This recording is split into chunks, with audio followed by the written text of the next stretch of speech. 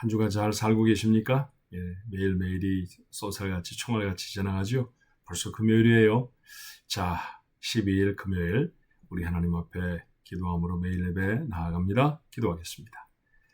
은혜와 사랑이 많으신 하나님, 어느덧 살다 보면 6월달이고 어느덧 12일이고 하나님 그렇게 휙휙 우리 앞에 시간들이 지나갑니다.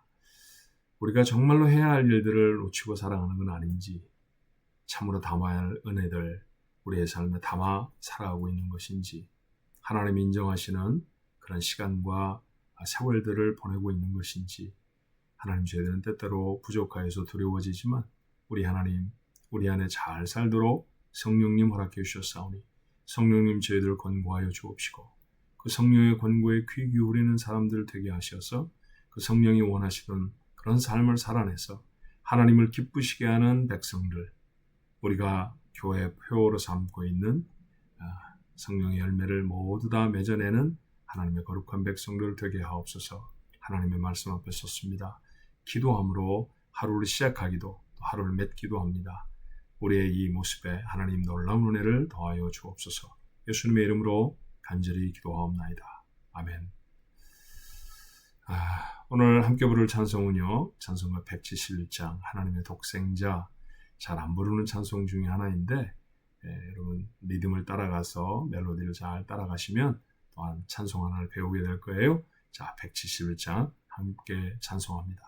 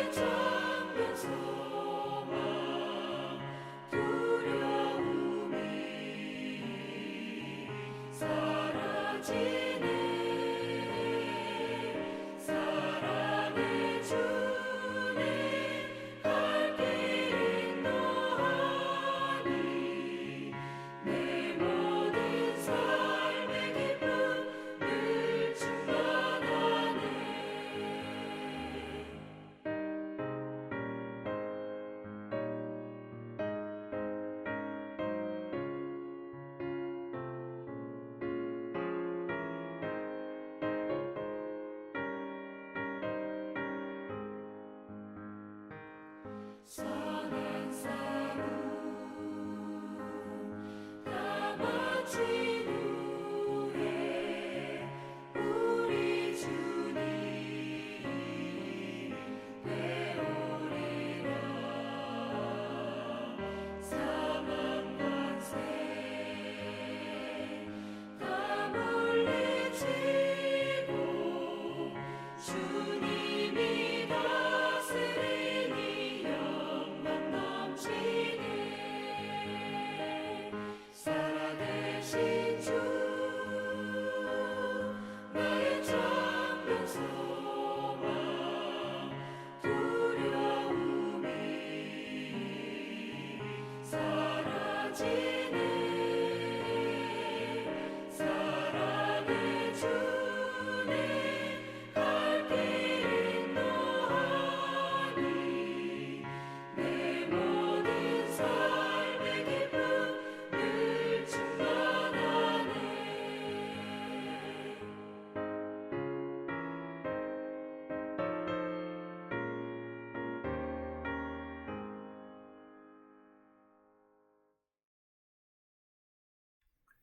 주신 말씀 이제 고린도전서 15장의 말씀으로 들어왔습니다.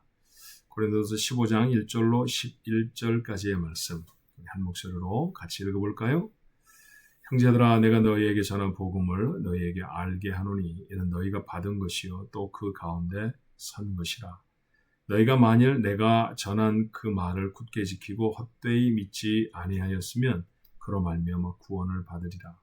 내가 받은 것을 먼저 너희에게 전하였노니 이는 성경대로 그리스도께서 우리를 위하여 죽으시고 장사 지난 바 되셨다가 성경대로 사흘 만에 다시 살아나사 게바에게 보이시고 후에 12 제자에게와 그 후에 500여 형제에게 일시에 보이셨나니 그 중에 지금까지 대다수는 살아있고 어떤 사람은 잠들었으며 그 후에 야고보에게 보이셨으며 그 후에 모든 사도에게와 맨 나중에 만삭되지 못하여 난 자 같은 내게도 보이셨느니라.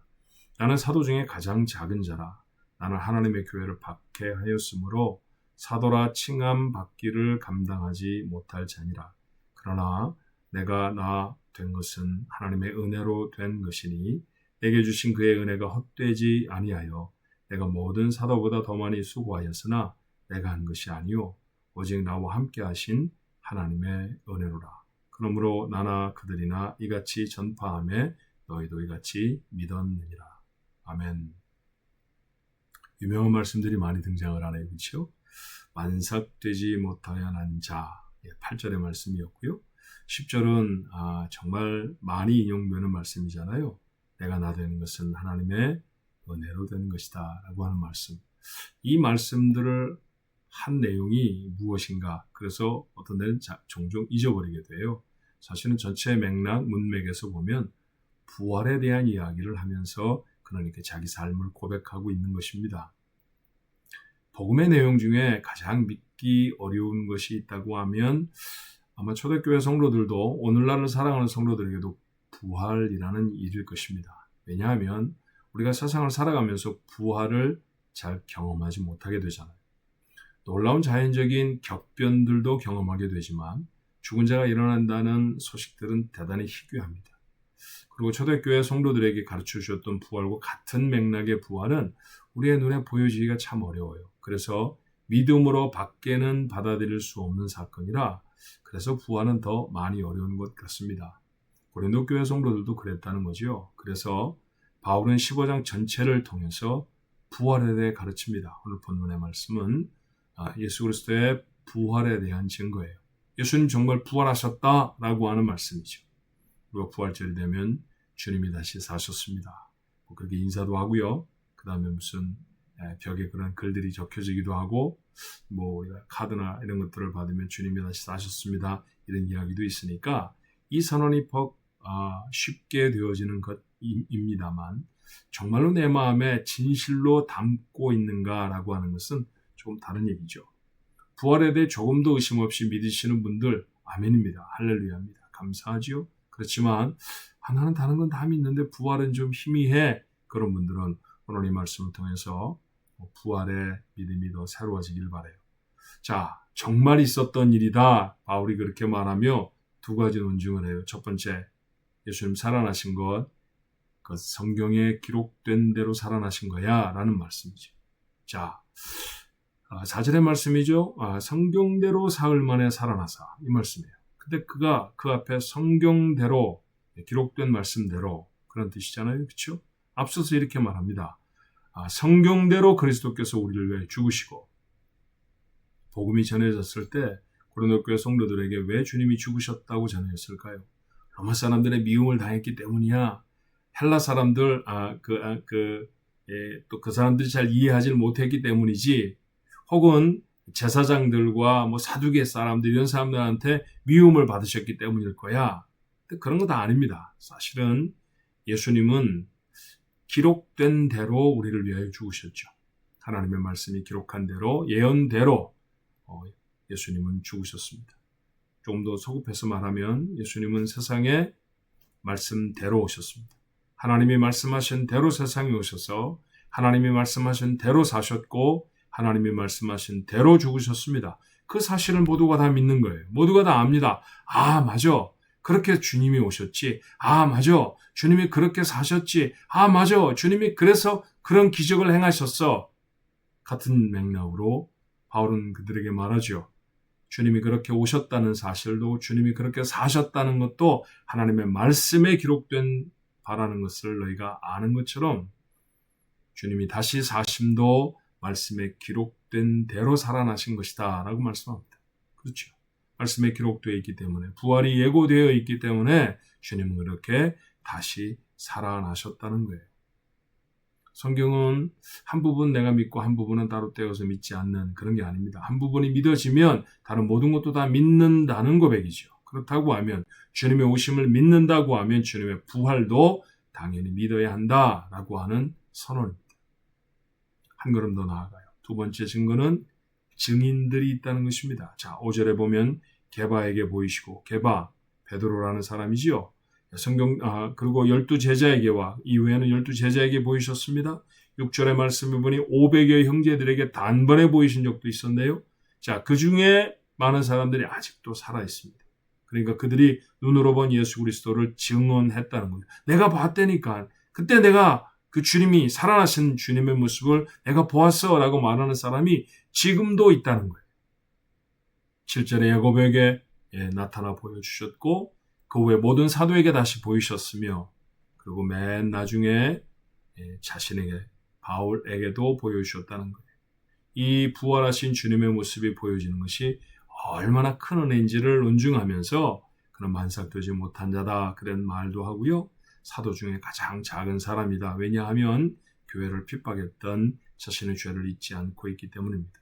그런데 지금 그가 복음을 전하는 자가 되어지고 많은 교회 하나님의 능력을 행할 수 있는 까닭도 부활의 메시지, 부활의 주님을 만났기 때문이라는 것이죠. 그렇게 부활은 사실이라는 거예요. 중국 저 변방에 세워진 비석 하나가 그 땅까지 고구려의 땅이었다는 사실을 우리에게 증거합니다. 그래서 우리는 그 땅도 옛날에는 우리 땅이었어 서슴없이 그렇게 말하죠. 비석 하나, 그 하나가 우리에게 전해주는 증거가 이렇게 역사적인 사건을 뒷받침하는데 예수님의 부활에 대해서는 얼마나 많은 사람들의 입이 얼마나 많은 글들이 그분의 살아나심을 증거하는지 몰라요. 주님은 정말 살아나셨습니다. 하지만 오늘 우리가 마음에 깊이 담아야 할 것은 무엇입니까? 예수님의 부활 말씀대로입니다. 자, 그렇다고 하면 한 걸음 더 나아가 말씀대로 다시 오실 것도 우리는 믿지요. 목격한 사람들이 있었습니다. 자신 있게 그들이 살아나신 예수님에 대해서 선포하고 증언해요. 그 사람들의 적은 소식들, 우리는 복된 소식, 복음으로 우리의 마음에 담습니다. 오늘 우리가 살아가는 삶, 바로 이 말씀이 바탕이 되어져야 되죠. 죽었다가 살아나는 것은 대단히 능력 있는 사건입니다. 그러므로 부활의 사건을 믿는 믿음은 대단히 능력 있는 믿음이에요. 능력 있는 믿음을 가지면 여러분은 세상을 승리할 수 있습니다. 오늘도 우리에게 맡겨주신 삶들을 이겨내고 하나님의 영광을 나타내기 위해서 능력 있는 그리스도인의 삶이 되어지기를 바랍니다. 병든 자는 낫고요. 자신의 앞에 놓여져 있는 문제와 어려움들은 풀어 해결을 하고요. 그리고 하나님이 원하시는 인생을 이 땅에 아무리 어려워도 살아내는 여러분이 놀라운 능력이 부활의 믿음을 가진 사람들에게 있는 것이죠. 우리 가족들의 믿음이 부활의 믿음이 되어지기를 바랍니다. 능력 있는 삶을 살아내는 오늘 하루가 되기를 주님의 이름으로 축원합니다. 기도할까요? 하나님, 답답하고 어려운 세상을 살아갈 때 우리가 능력이 왜 이렇게 없나? 그런데 아닙니다. 우리의 속에 담겨져 있는 믿음을 깊이 바라보니 거기에 부활의 사건에 대한 믿음이 있습니다. 주님이 다시 사셨습니다. 죽음을 깨트리고 아무도 예상하지 못하는 그날 주께서 다시 일어나셨죠. 그리고 그들과 함께 거니시고 그들과 함께 지내시며 40일을 지내십니다. 본 사람들이 있었습니다. 모두가 다 깨닫습니다. 살아나신다고 했지. 구약에 약속도 있었고 주님이 사셨을 때 그리 말씀하셨지. 그러니 그건 성경 말씀대로 살아나신 거야. 오늘 바울이 우리에게 전합니다. 주님이 사실 우리의 마음에 조금도 의심 없이 믿게 하여 주옵시고 이 부활의 믿음으로 세상을 살아가되 하나님의 영과 하나님의 능력을 나타내며 살아가도록 주님 축복해 주옵소서. 한 주간을 살아가면서도 혹이라도 우리가 연약하고 부족했던 모습들이 있었다고 하면 이 금요일에 다시 우리가 부활의 믿음을 새롭게 하여 주셔서 세상을 넉넉히 이기는 우리 가족들 모두가 되도록 축복해 주시옵소서. 부활하신 예수님의 이름으로 간절히 기도하옵나이다. 아멘.